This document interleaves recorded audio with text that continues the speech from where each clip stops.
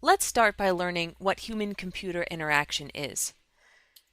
Human-computer interaction, which we commonly abbreviate as HCI, is the study of how people interact with technology. Those people can be your average user working with a desktop or laptop computer, but they can also be people on the move using mobile devices like smartphones and tablets, or even people using sensors like a Fitbit to measure how they interact with the world. In HCI, we want to understand the people, the technology, and how the two fit together. From the people perspective, we want to understand both the psychological and cognitive abilities of users.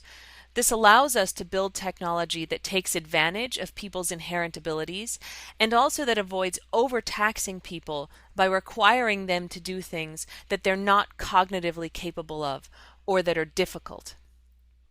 On the technology side, HCI speaks to both design and evaluation of technology.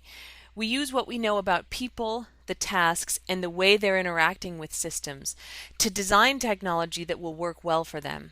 And we also evaluate how well that technology works to make sure we've done it right. Overall, our goal is to make sure that people aren't working any harder than necessary to use the technology that we've designed.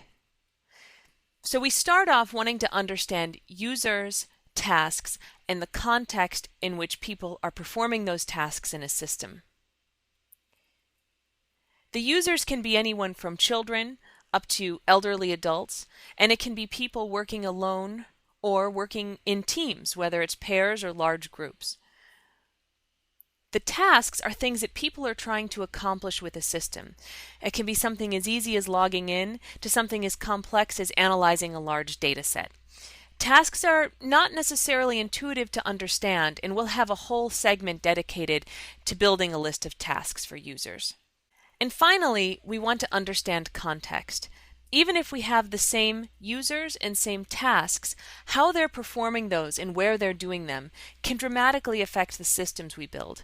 For example, if we have a soldier trying to secure a system, it makes a big difference if he's doing that in an office environment or if he's out working in the field.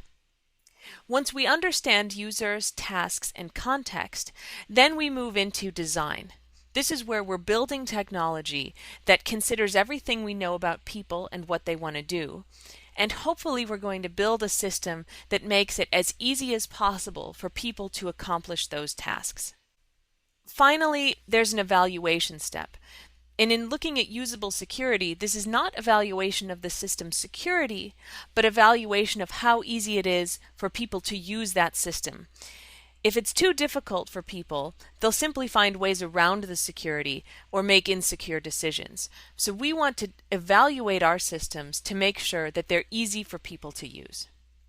This is how HCI applies to usable security, and we'll now start looking at some more detailed elements of HCI and what it can help us understand.